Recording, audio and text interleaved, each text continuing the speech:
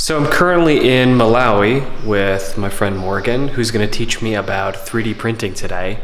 It's going to be awesome. We're going to print brains! Okay, Morgan, what do we got going on here? We have a model of a brain. It uses layers. Wow. Can you show me some? So you can see the layers of the 3D print. Wow. So each one of those is like a tiny layer. Exactly. And you said the sort of like resolution of the printer is what? It's 0.35 millimeters is each layer height. Wow, that's crazy. Super crazy. Bed is nice and hot, 50 degrees. Why does the bed need to be hot? So that the print material will stick to the bed. Okay. And then we're heating up the nozzle as well. Oh! That was terrible. Now we have to fix that. Okay. Well, what is that? That's filament. It's PLA. It's plastic made from corn. Yeah, so there's a hot nozzle right here. Okay, so that's a hot nozzle, so it's like fed in through That's there. 180 degrees Celsius. So it'll be fed through there. Okay. And each layer will be printed progressively. Here's our little control board. That's cool. Super sophisticated. And then it looks like this allows the apparatus to move up and down. Yeah, here we'll do a little auto home. You can see auto home.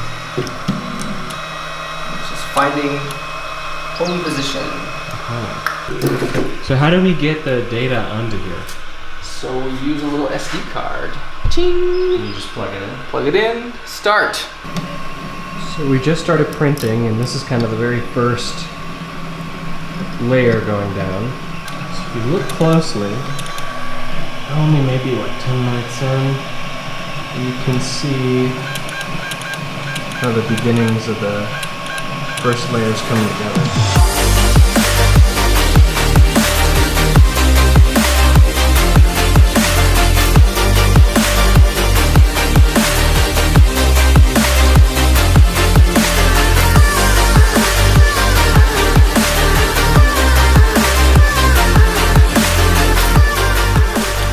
So I think what's interesting now, you can see that the structure of the brain is sort of just coming together. So inside here, this is kind of just the most inferior part of the cerebellum taking shape. And then over kind of deeper in there is kind of the most inferior part of the temporal lobes. And so what that means is all of this stuff kind of surrounding it, this is all just support structure that will eventually have to be just ripped off. 6 hours later, the print failed because we essentially ran out of material to use because of a couple of mistakes. The first being that we did not account for the amount of support structure that went into this thing.